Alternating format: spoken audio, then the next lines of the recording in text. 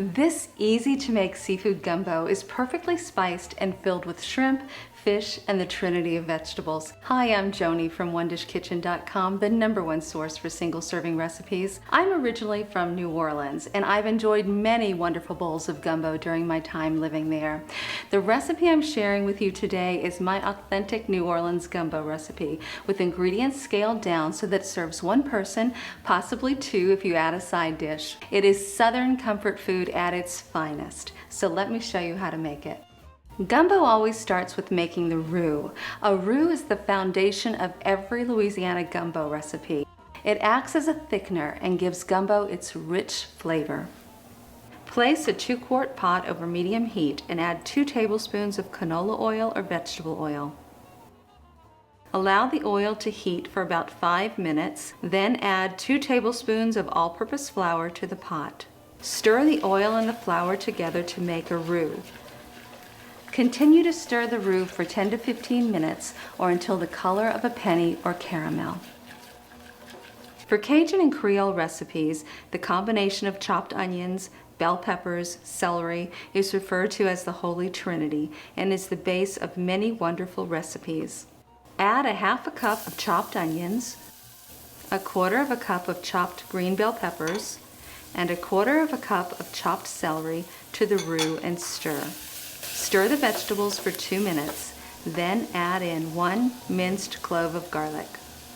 Cook and stir the garlic for 30 seconds.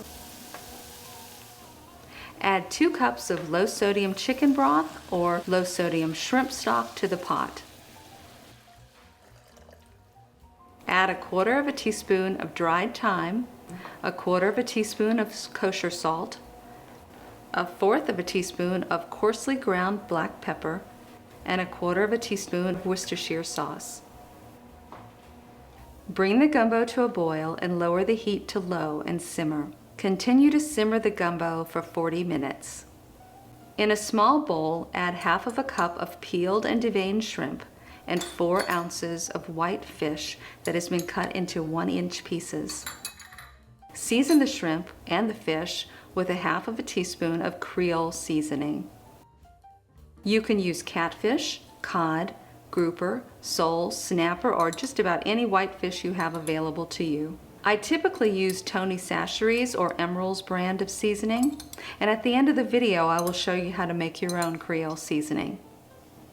Stir the shrimp and fish into the gumbo and cook for 5 minutes. Taste the gumbo and add additional salt if necessary. Serve the gumbo over cooked rice. If you like the video, please click the subscribe button and the bell below to get notified so you don't miss out on more recipes like this one.